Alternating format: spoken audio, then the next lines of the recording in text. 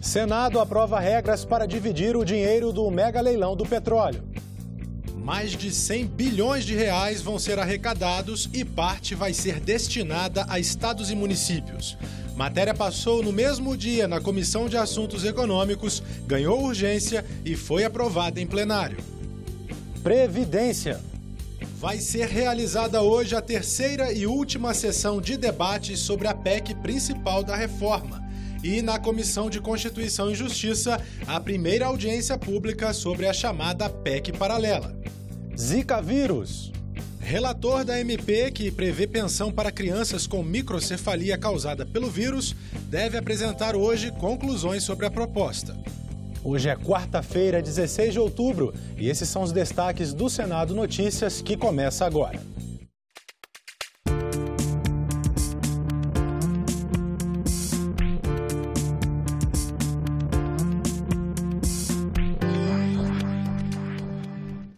Olá, um bom dia para você.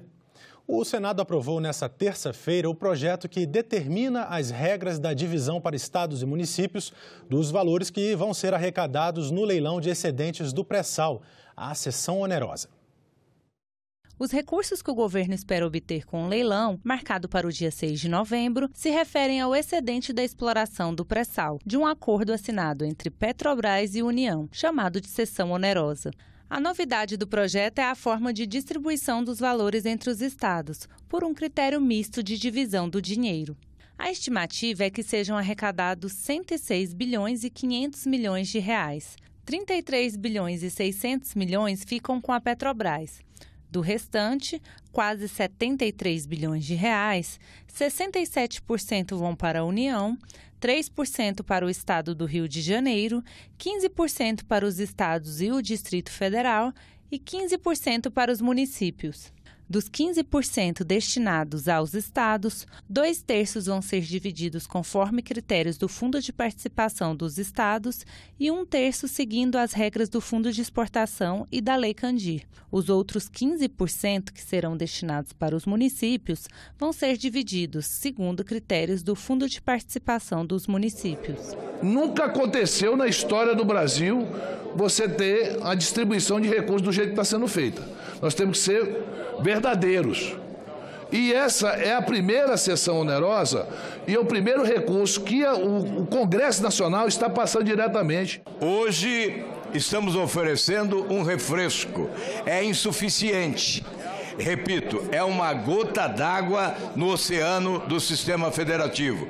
Certamente essa instituição, o Congresso Nacional, não se furtará de trabalhar duro e com eficiência para promover uma reforma real do sistema federativo. O senador Messias de Jesus apresentou requerimento para que fossem destinados mais recursos para o estado de Roraima, mas acabou retirando devido a um acordo com o governo. O governo vai marcar uma reunião com a bancada de Roraima, com o ministro Ramos, com o ministro Onix, para que a gente possa encaminhar recursos extraordinários para atender a emergência e a urgência das necessidades do governo do estado de Roraima. Os senadores também aprovaram 2 medidas provisórias. Uma delas autoriza a prorrogação, por 2 anos, de 30 contratos temporários de pessoal na Força Aérea, ao custo de 6,6 milhões de reais. Os contratos têm a ver com a conclusão do projeto do avião cargueiro KC-390, da Embraer. A segunda mantém 819 servidores requisitados do Executivo na Defensoria Pública da União. E antes de passar no plenário, o projeto que trata da distribuição dos recursos do leilão do pré-sal foi aprovado pela Comissão de Assuntos Econômicos por unanimidade. A emenda que pretendia beneficiar estados das regiões Norte, Nordeste e o Distrito Federal dominou os debates. A emenda apresentada pelo senador Rogério Carvalho previa que 3% do valor arrecadado com o leilão do pré-sal fosse destinado aos estados do Norte e Nordeste, além do Distrito Federal. O objetivo era repor uma perda de cerca de 2 bilhões de reais, com a fórmula estabelecida pelos deputados para a distribuição da parcela que cabe aos estados. 1/3 será calculado de acordo com os critérios da Lei Candir. Essa fórmula beneficia estados exportadores. Os estados mais pobres estão pagando a conta da perda da votação do governo com a derrota do abono salarial. E aí nós estamos propondo uma emenda para retirar os mesmos 3% que foi retirado do bolo da seção onerosa que foi dada para o Rio de Janeiro, para dar para esses 17 entes federados que aqui estão. De acordo com a emenda, a União ficaria com a responsabilidade de compensar os estados e o Distrito Federal. O líder do governo protestou. A União, como disse muito bem o senador Almar Aziz, que é relator, já abriu mão de 33% dos recursos da seção onerosa. Então não se trata de mais 3%. A União não está em posição de abrir mão de recursos por causa da situação do frágil equilíbrio fiscal da União. O relator do projeto deu parecer contrário à emenda, mesmo sendo da região norte. Ele disse que o mais importante era aprovar o texto sem alterações. Eu também subscreveria com o maior prazer e votaria a favor.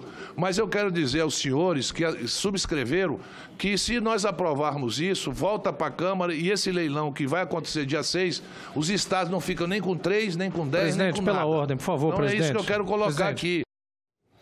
E sobre a divisão dos recursos do leilão, eu converso agora com o consultor de orçamento aqui do Senado, Flávio Diego Luz. Bom dia, Flávio. Bom dia, Tiago. Satisfação estar aqui com vocês. Em nome da consultoria, agradeço a oportunidade de estar falando com vocês. Muito obrigado pela sua presença. Bom, nós vemos aí a necessidade dos estados, municípios terem receitas a mais aí para poder fazer frente a todas as despesas que existem, né? O leilão do pré-sal vem em boa hora para esses entes federados? Certamente. A crise fiscal não atinge apenas a União, mas estados e municípios. E esse embate político sobre a distribuição dos recursos da seção onerosa vem desde a PEC 98, que estabelecia uma divisão. E por uma retirada de um ponto introduzido pelo relator Cid Gomes, houve essa opção política por um projeto de lei que teria uma tramitação mais rápida e o critério novo de consideração das exportações ali que, de certa forma, beneficiou os estados mais ricos. Né? Agora, vamos dizer assim, 100 bilhões de reais vão entrar aí decorrentes do bônus de assinatura. Uma parte fica com a Petrobras, o que sobra mais ou menos 78 bilhões de reais. Eu queria que você dissesse isso num orçamento, né? Num orçamento, isso é impactante? Dá para fazer muita coisa ou é apenas um refresco? Bom, em termos da União, se nós pensarmos que a previsão era nós temos a meta de resultado primário de 139 bilhões, e uma expectativa atual antes dessa aprovação e antes do leilão propriamente dito, de 125 bilhões de reais negativos. Como a União ficaria aí com 50 bilhões, realmente Ajuda a diminuir o resultado negativo. Com certeza. A meta já tem a tendência de ser cumprida.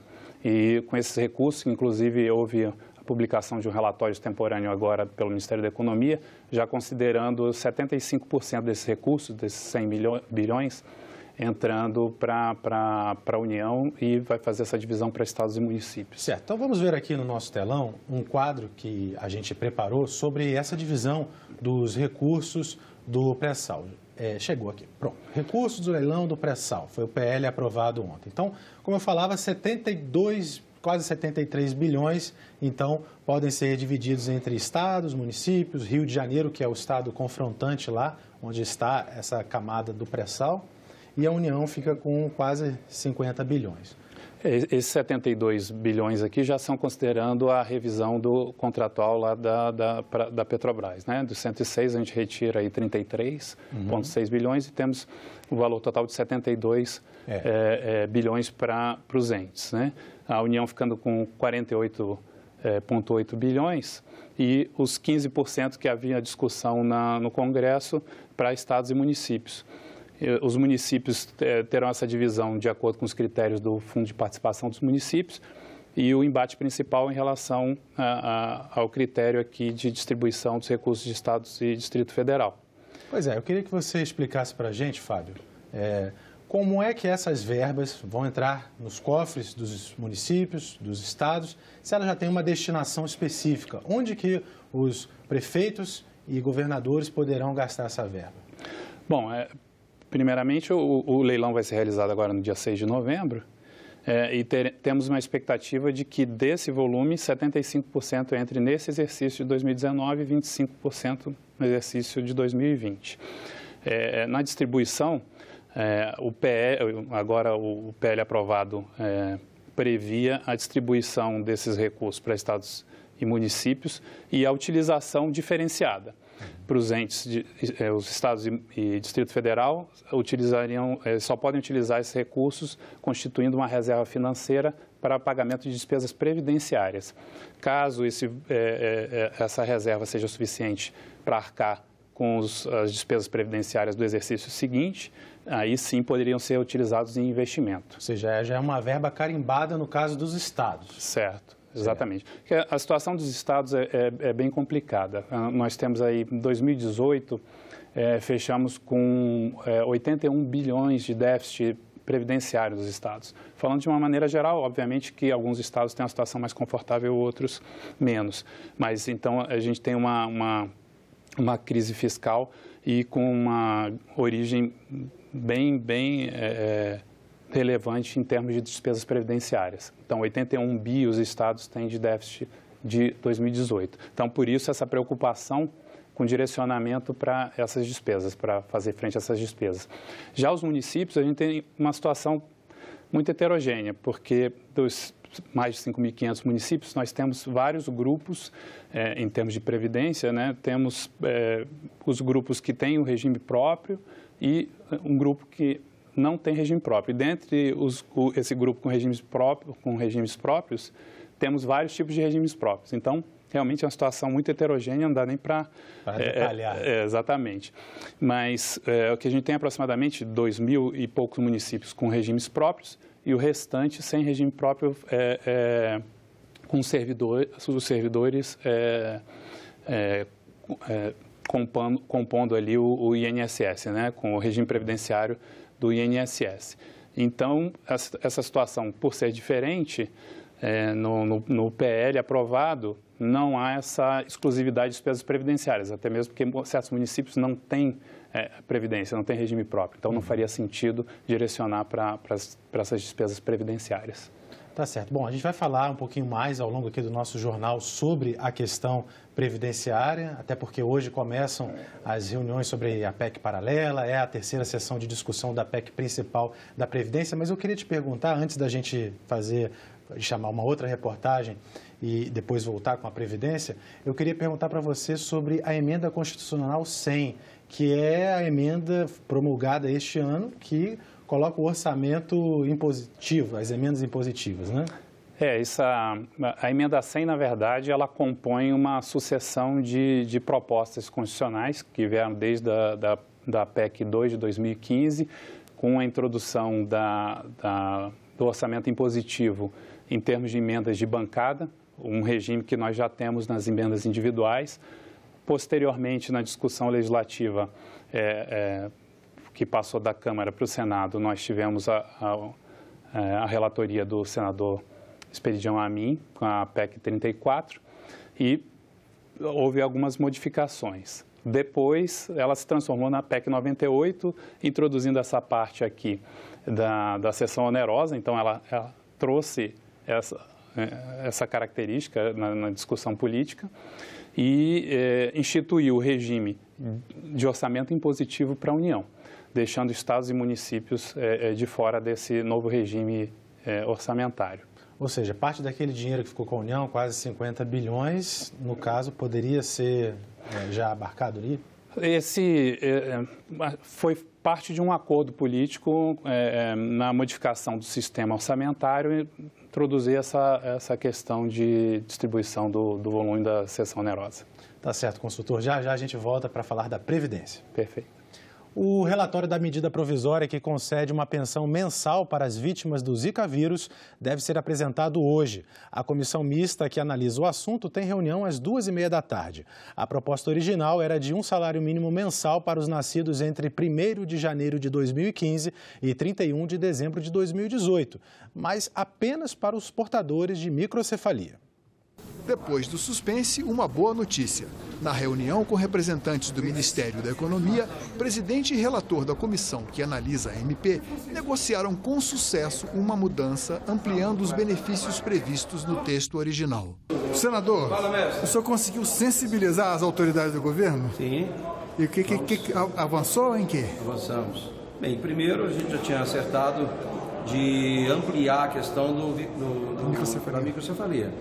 Então, como é que fica agora? A síndrome? Qualquer congênere com relação à zika vírus, que pode ser outros tipos de sequelas, né? E a gente conseguiu prorrogar até 2019, então era até 31 de dezembro de 2018, e tiramos a revogação do salário maternidade relacionado à questão também do zika vírus. Com as alterações anunciadas no relatório do senador Isalci Lucas, a pensão especial poderá beneficiar cerca de 6 mil crianças com síndrome congênita do zika vírus, dados do Ministério da Cidadania. E hoje, às 10 horas, os senadores da Comissão de Constituição e Justiça se reúnem para votar matérias. E quem vai trazer os destaques da pauta de hoje é a repórter Dinalva Ferreira. Bom dia, Dinalva. Oi, Tiago, bom dia. Olha, como sempre, a Comissão de Constituição e Justiça tem uma pauta extensa nesta quarta-feira. São mais de 30 matérias para serem analisadas.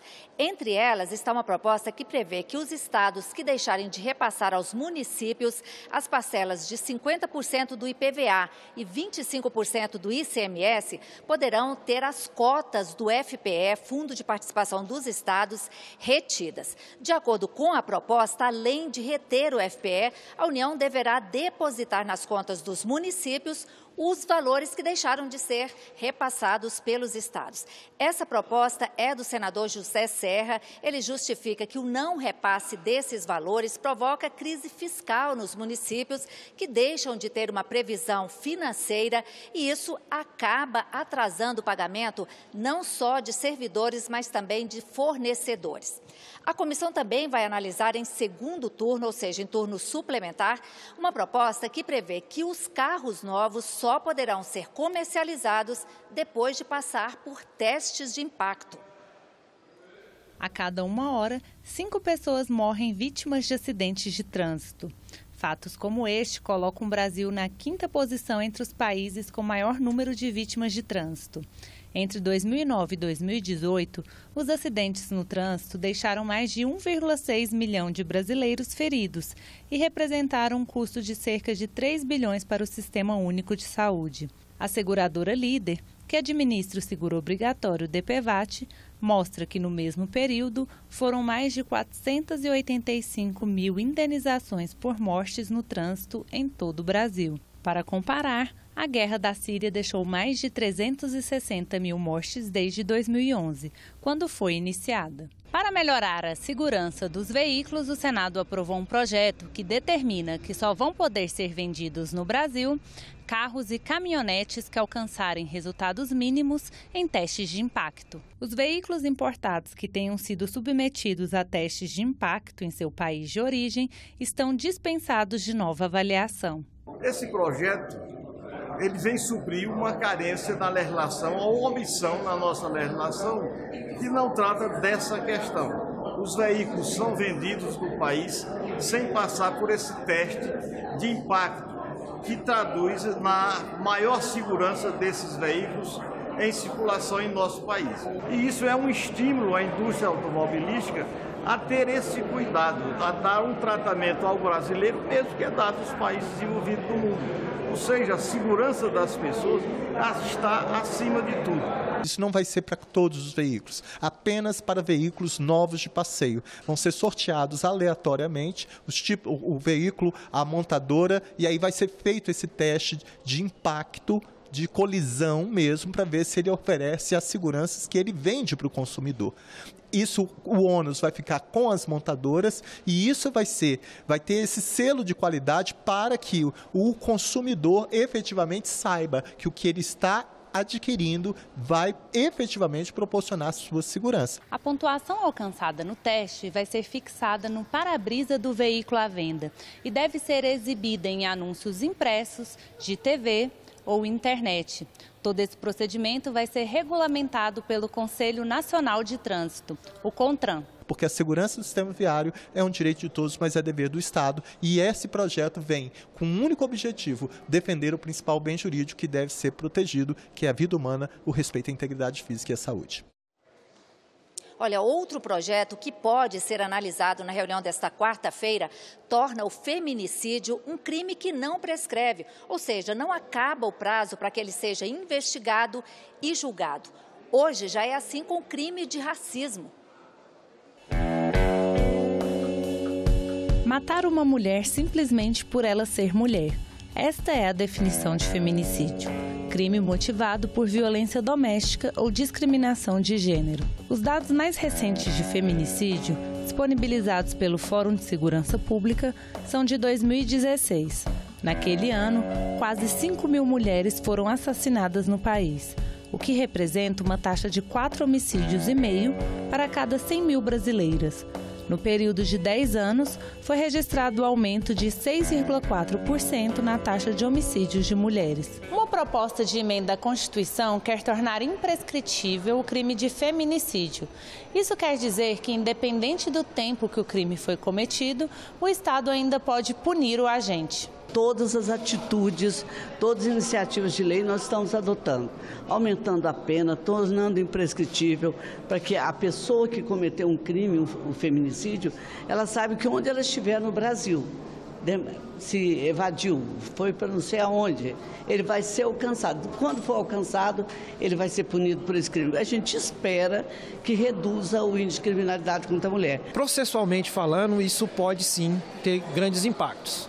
Porque, de fato, uma vez que o sujeito pratica um crime e fica foragido aí por 20 anos, 30 anos, isso é muito raro acontecer, mas pode acontecer, esse sujeito pode ser punido a qualquer tempo. Mas tem quem questione a efetividade da proposta. Além de ser uma exceção complexa ao regime constitucional e não indicada, ela não apresenta bons resultados se a gente comparar, por exemplo, com o crime de racismo, que já está na Constituição como imprescritível.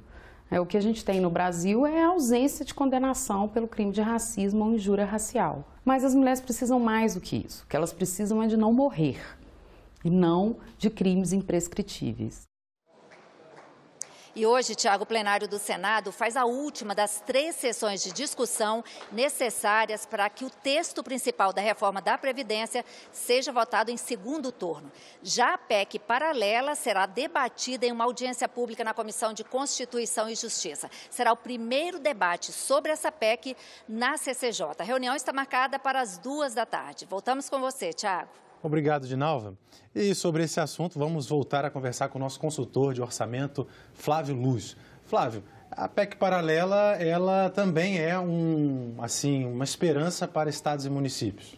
Certamente. O que nós temos de cálculos é que a potência fiscal da reinclusão de estados e municípios, na PEC paralela, é de 350 bilhões em 10 anos. Como eu havia falado, o déficit financeiro do ano passado, 2018, dos estados foi de 80 bilhões. Então, é um alívio relevante para estados e municípios que têm o regime próprio. O Ministério da Economia calcula que em 2019 todo o sistema previdenciário vai fechar com um déficit acima de 300 bilhões de reais, né? Eu queria saber se a reforma da Previdência, você trouxe esses números, qual vai ser o impacto dela para daqui para frente amenizar um pouco? Bom, os cálculos são geralmente, como veiculado na mídia, pensados em 10 anos aí, que é um horizonte bem curto para a Previdência, se formos pensar. Porque os impactos, eles vão acontecendo de uma maneira mais significativa ao longo do tempo. Então, nesse primeiro ano, o impacto é bem pequeno. E a partir do segundo, terceiro ano, esse valor vai crescendo, por isso que se contabiliza aí dessa forma de 10 anos, para que se tenha uma noção. Certo. Há uma discussão política aqui no Congresso Nacional sobre se essa PEC paralela vai ser votada ou não, vai prosperar ou não. Primeiro, a prioridade é concluir a PEC principal. Mas como é que você vê a situação dos estados e municípios sem nenhuma atuação orçamentária para a Previdência? Eu creio que a atuação dos governadores vai ser fundamental para que essa PEC, a PEC paralela, seja aprovada, porque são os maiores interessados, os estados. Tá certo. Eu gostaria muito de agradecer a sua participação aqui hoje. Entrevistamos o consultor de orçamento do Senado Federal, Flávio Luz. Muito obrigado e volte sempre para nos explicar aí esses detalhes. Obrigado, Thiago. Eu agradeço a todos. Em nome da Consultoria de Orçamento, estamos à disposição. Agora vamos ver outra matéria, Flávio, sobre a Previdência, mas dessa vez dos militares. O reajuste de soldos e criação de adicionais na remuneração foram os pontos mais polêmicos na audiência realizada ontem sobre a reforma da Previdência para os militares. Debatedores na Comissão de Direitos Humanos disseram que isso anula boa parte da economia que seria alcançada, além de quebrar isonomia e paridade. Foram muitas críticas ao projeto de reforma da Previdência dos militares, entre elas, ao fim da isenção de contribuição para pensionistas. O atual projeto de lei 1645 de 2009 retroage para alcançar situações já consolidadas no tempo, com destaque sobre os pensionistas militares, pois depois de contribuir seus respectivos militares instituidores já falecidos de cada força ao longo dos anos, conforme previsto na Lei 3765, de 4 de maio de 60, a nova lei retroagirá para alcançar todos os pensionistas de militares sem distinção. Voltarão a contribuir com 14% de suas pensões, 10,5% a título de previdência e 3,5% a título de saúde. Seria uma bitributação. Nenhuma outra categoria foi tão impactada com uma mudança em sua, aspas, previdência, como aconteceu com os militares em 2001, por edição da medida provisória 2215/10/2001. Naquele momento, grande parte dos benefícios que eram legados aos militares foram extintos. E ali eu vou comentar a pensão para as filhas, que até hoje as pessoas falam, costumam dizer, né? Ah, filha de militar ganha. Não, não ganha mais, gente. Acabou, isso daí acabou em 2001. E aqueles que quiseram, que estavam na ativa com direito garantido, que quiseram manter essa pensão para as filhas, tiveram que pagar a mais para que isso acontecesse. Mas a maior discussão foi sobre os reajustes de soldos e criação de adicionais. Segundo os debatedores, o projeto cria injustiças, quebra a isonomia e a paridade entre as graduações e aumenta a disparidade entre as remunerações. A base está sendo sacrificada, agora a alta cúpula não está sendo sacrificada diante do que foi exposto aqui. Isso é fato.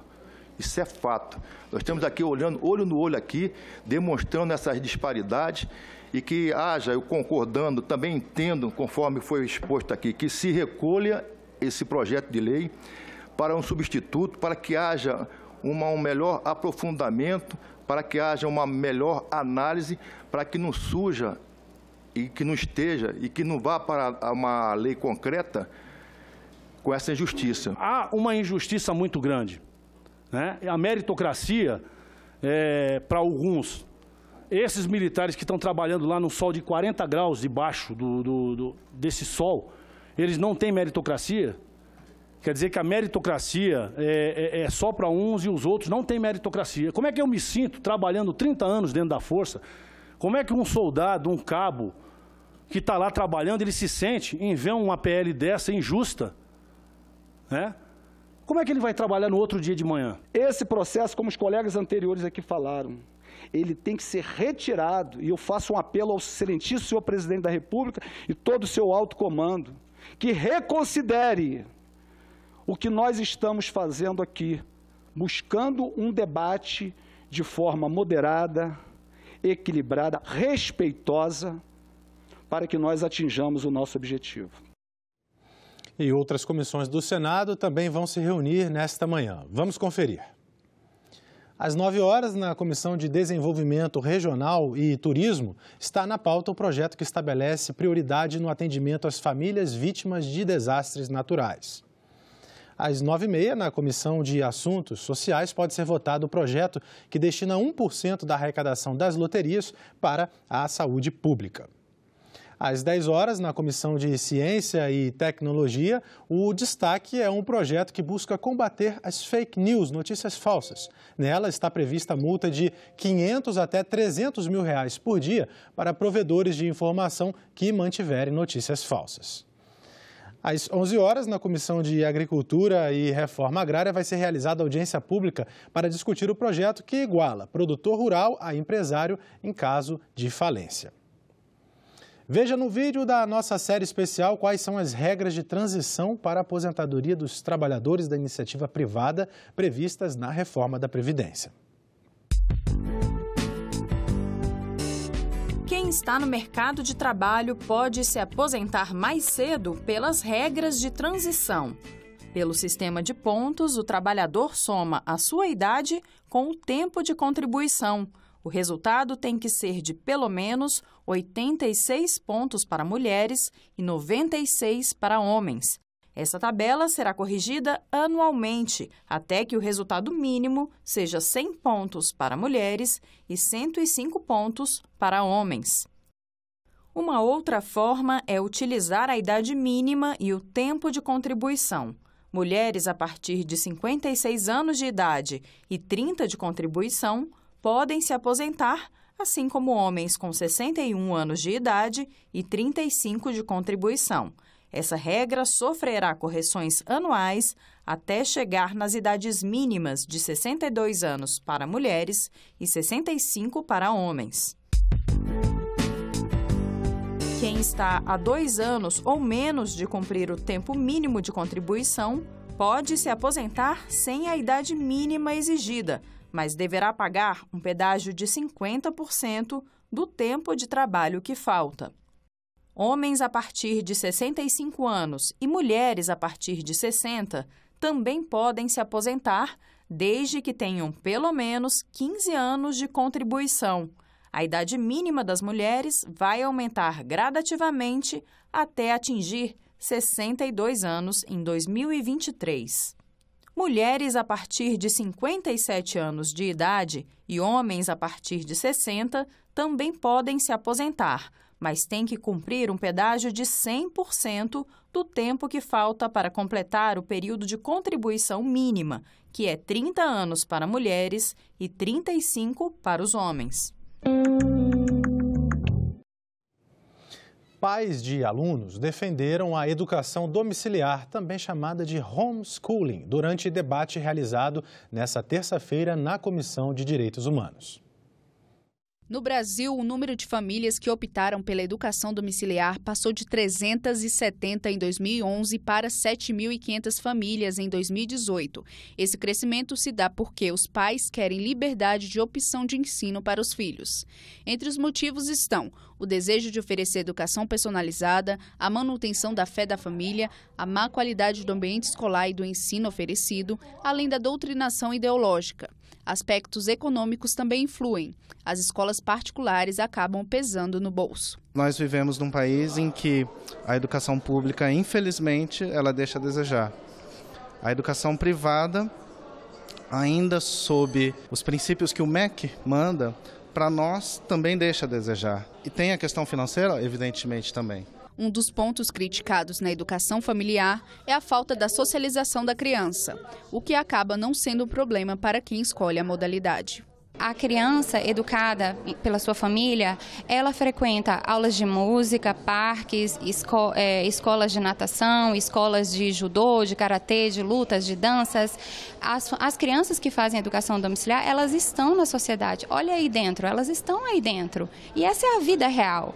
A vida real não é a vida dentro de uma sala trancado, onde alguém diz a hora que você fala, onde alguém te coordena o tempo todo. Um projeto de lei do senador Fernando Bezerra pretende regulamentar a educação domiciliar no ensino básico. De acordo com o texto, quem optar pela modalidade deverá cumprir a Base Nacional Comum Curricular, garantir o padrão de qualidade e submeter a criança à avaliação de rendimento periódica, por meio de exames nacionais e do respectivo sistema de ensino. A autora do requerimento para debater o tema na Comissão de Direitos Humanos defendeu a liberdade de opção pela modalidade educacional. É importante voltar a esclarecer que a educação domiciliar é uma opção para as famílias e não uma obrigação. As queimadas que afetam a região amazônica foram tema de debate na Comissão de Meio Ambiente nesta terça-feira. Representantes do governo responsabilizaram indígenas e agricultores pelo aumento da devastação na região. A falta de políticas públicas para combater as queimadas na Amazônia foi o foco do debate entre os representantes do IBAMA, da Secretaria Especial de Assuntos Fundiários, do Ministério da Agricultura e do Ministério Público Federal. Os debatedores discutiram os papéis dos órgãos no combate às queimadas.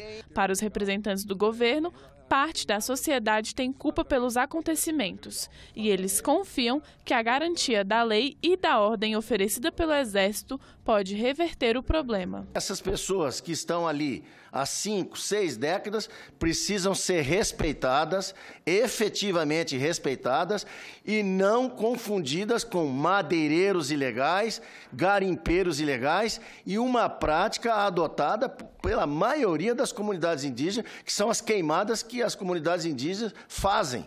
É uma prática, é um costume deles. Só a presença através da GLO, que agora, além de ter sido criada esse ano, vai receber um aporte, já recebeu um aporte de dinheiro desse fundo, vai manter com certeza o combate. Só a presença do Estado, a presença do Exército já reduz essa criminalidade que acontece na região. Os argumentos não convenceram o senador Fabiano Contarato, presidente da comissão. Contra fatos não há argumento. Acabou o plano de combate ao desmatamento, acabou com o Departamento de Educação Ambiental, acabou com a Secretaria de Mudanças Climáticas. 6 estados da federação, funcionários de IBAMA e CMBio protocolaram representação por assédio moral coletivo em desfavor do ministro do Meio Ambiente. Nós temos na área de agrotóxicos, já chegamos a 400 autorizações de agrotóxicos que foram banidos da União Europeia e do Reino Unido. Foi publicada hoje no Diário Oficial da União a medida provisória 898. Ela altera a lei que criou o Bolsa Família para instituir o pagamento da 13ª parcela do benefício no mês de dezembro. O programa atende atualmente cerca de 14 milhões de famílias de baixa renda em todo o país. Hospital da Irmã Dulce, Salvador, anos 1970. Cenário do início da carreira de um jovem médico. Passados 46 anos, hoje o senador Otto Alencar fala em nossa entrevista sobre sua experiência trabalhando lado a lado com a primeira santa brasileira. Seja bem-vindo, senador. Obrigada pela presença. Eu que agradeço. Senador, antes da gente falar sobre a importância da canonização da Irmã Dulce para o Brasil, para a Bahia, eu queria que o senhor falasse um pouquinho da importância para o senhor.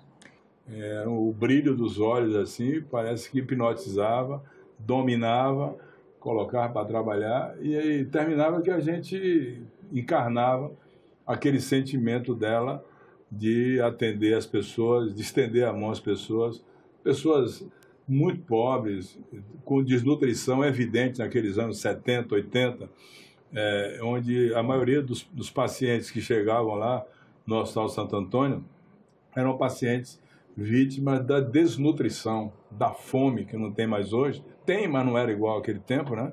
Então, as doenças ortopédicas mesmo, eram doenças todas relacionadas com a fome. Só para explicar que o senhor é médico ortopedista. Era tuberculose óssea, tuberculose ósseo-articular, osteomielítica, infecção do osso por subnutrição de crianças muito jovens, com 8, 10, 12, 14 anos, que não tinham boa alimentação, fraturas espontâneas. Então, pacientes, todas essas doenças relacionadas com a falta de alimentação correta. E ela fez um grande milagre. O grande milagre da Irmã Dulce, na minha opinião, ela ter começado a atender pessoas no fundo de uma casa, transformar um galinheiro numa área de atendimento aos pobres, depois evoluir, vai de casa ali na Ilha do Rato, lá na Bahia, o centro operário, para fazer o hospital, para transformar no hospital, primeiro numa casa de acolhimento, e depois disso levar essas obras sociais até o fim, né? Hoje é o maior hospital, talvez, da Bahia, um hospital filantrópico, né? Com 4.500.000 atendimentos por ano. Então, a força dela era muito grande, né? Mas não é só um hospital, né, senador? Tem toda uma estrutura aí, tem né? as obras sociais e tem uma escola entidades no município de Simões Filho, que é chamado Educandário Santo Antônio, onde se educa 800 crianças das obras sociais de Irmã Dulce. Então, ela olhou para o lado da atenção à saúde, da eliminação das doenças relacionadas com a fome, também com a educação. A gente, quem convivia com ela, que via aquela pessoa 1,50 m, 40 e poucos quilos, franzina, e olhar para os olhos dela, a gente fica ofuscado pela força espiritual, pela alma que ela tinha, assim, de olhar para a gente e dizer, olha, tudo é possível na minha cabeça porque eu quero ajudar quem precisa. Que era um voto assim mesmo de querer realizar uma grande obra. No Novo Testamento, no livro de Tiago, tem uma frase que eu gosto muito, que é a frase que eu dedico a ela. A fé sem a obra é morta. Como ela fez a obra social maior da Bahia, a fé dela fez viva muitas pessoas, milhares de pessoas passaram por lá e deixou essa lembrança. Mas eu queria dizer uma coisa a você. Ela, lá pelos estagiários, pelas pessoas que trabalhavam com ela, e às vezes as pessoas, os pacientes, chamavam de santa, santinha. Eu observei uma vez que ela não gostava de ser chamada de santa, não. Ela recusava e dizia que toda a obra dela era feita pela força de Deus. Ela se dirigia a Deus. Ou seja, ela é uma pessoa que tinha essa fé espiritual em Deus, de invocar Deus para que Deus desse a ela força para que ela pudesse cuidar das pessoas. Era muito emocionante, né? Porque você via um ser especial, você não encontrava outras pessoas, eu nunca encontrei na minha vida uma outra pessoa na Bahia, e na minha convivência, que tivesse essa força espiritual, essa energia positiva dela, de achar que tudo era possível com a fé e com o trabalho dela, e ela conseguia envolver toda a equipe nesse trabalho em benefício das pessoas que trabalhavam ali no Hospital Santo Antônio, tanto eu como vários colegas. Depois ela chegou um momento que ela percebeu lá nos anos 90, 89, 90. Aliás, 89 tem um fato interessante, que ninguém nunca viu. Eu apoiei em 89 a candidatura à presidente da República do Afif Domingos. E o Afif Domingos, antes de ser candidato, deu às obras sociais uma vaca mecânica para produzir leite de soja. E mandou lá para as obras sociais. É bom explicar que vários políticos iam, né? Iam lá, vários dias. Irmandúcio, pedir a bênção, exato, né? O Sarney ajudou, o João Figueiredo, Antônio Carlos Magalhães. Vários deputados ajudavam. E aí o Afif deu a vaca mecânica a ela. E ela ficou assim com dificuldade de botar para funcionar, porque não tinha quem colocasse. E com muita dificuldade ela falou com o Afif mandou a equipe lá montar a vaca para que a vaca pudesse receber na soja e produzir o leite da soja. E ele fez isso no ano de 1989. E a Afif foi lá, eu tenho uma foto dele comigo, visitando lá, ele pegando na mão do Irmandúcio, e ela gostou muito dele. Ele teve uma empatia grande pelo Afif Domingos. Resultado, vem as eleições, ela resolveu votar no Afif Domingos. E saiu lá onde ela ficava, do leito dela, para ir votar, numa urna. Só que isso foi perto dela morrer já, né, senadora? Morreu em 89. Ela já estava bem doente. Ela morreu em 92. Só que a urna ficava no primeiro andar. Não dava para subir as escadas. Sabe o que aconteceu? A força dela, o respeito dela, a moral dela é tão grande que trouxeram a urna para baixo para ela votar embaixo. Desceram com a urna para votar embaixo. Tem uma história que a gente estava conversando antes, que era a história dos bilhetes dela, né? Que ela mandava bilhetes, mandava bilhete para a rodoviária, mandava bilhete para o hospital. Como é que era isso? Eu era professor da Universidade Federal da Bahia, no Hospital das Clínicas, trabalhava para alguns hospitais que tinham convênio com o INAMPS, e tinha uma moça, me passou o nome dela agora, eu tive recentemente com ela agora lá no santuário. Essa moça era que levava os pacientes que não podiam ser operados no hospital dela para operar em outros hospitais e mandava um bilhete para atender. Peço que atenda. É a ordem, né? Para atender, internava, operava, atendia e ia tocando a vida. Ela tinha um poder muito grande sobre toda a classe profissional da Bahia. Por exemplo, um dos grandes que ajudaram Irmandúcio, o maior empresário da Bahia, era do conselho dela, Norberto Odebrecht, um dos homens que mais ajudou. Ângelo Calmon de Sá, presidente do Banco Econômico, ajudou e ajuda até hoje. Ele estava lá com Maria Rita, foi ao encontro Maria Rita, a irmã dela. Maria Rita é a sobrinha que toma conta lá das obras sociais. Porque quando ela chegou nesse ano aí, 1888, 89, 90, que ela viu que faltava força, ela começou a pensar em quem que ela ia entregar o comando das obras sociais. Eu acho que na época ela pensou em Madre Teresa de Calcutá, talvez a diocese, não deu certo. E aí ela chamou a Maria Rita, que é sobrinha dela. E tem o nome de batismo dela, né? Exatamente, morava no Rio de Janeiro, é formada em jornalismo e comunicação, morava no Rio. Aí veio Maria Rita para tomar o lugar dela e hoje faz isso de forma brilhante, com a educação muito grande. Interessante que tem um médico, o doutor Ayrton, que Jacobina, ele foi interno lá, ele mandou uma mensagem para um amigo meu, ele mandou agora, que conta um fato interessante. O Ayrton conta que era o interno dela e a Maria Rita, no Rio de Janeiro, estava se formando em comunicação. E ela queria ir para a formatura de Maria Rita, mas tinha medo de avião. Aí, resultado, ela saiu de Salvador, num carro da época, que é um dos carros melhores, chamado Caravan, com o motorista, que era um policial aposentado, chamado Cabeça, e esse médico Ayrton foi com ela, botando oxigênio para ela respirar durante a viagem, para que ela fosse para a formatura de Maria Rita, e ela foi. Saiu de Salvador até o Rio de Janeiro de carro para essa formatura.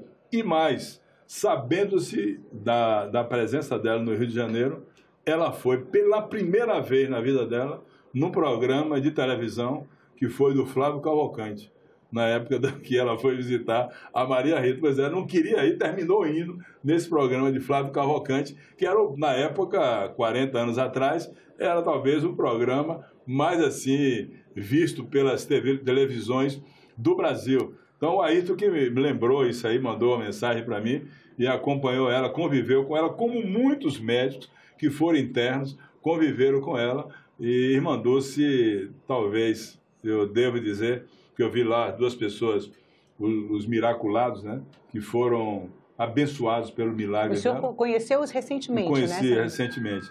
Mas eu quero dizer que o grande milagre dela foi o milagre dela acreditar que a fé trabalhada pode fazer uma obra social que salvou milhares de vidas e salva milhares de vidas até hoje. E ela invocou isso em nome de Deus, ou seja, a sua fé, a sua maneira de agir, aquilo de querer salvar as pessoas, de estender a mão a quem precisa, porque poucas pessoas fazem isso, sobretudo quando tem, às vezes, até o poder de fazer e não fazem, porque não tem o sentimento de sentir a dor do outro, de não ter acesso a um bem, a um serviço, como a saúde, como uma alimentação correta, como a educação. Então, isso aí talvez tenha sido o grande milagre.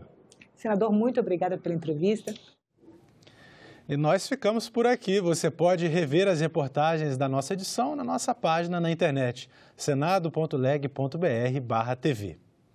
Obrigado pela sua companhia e continue sintonizado aqui na TV Senado.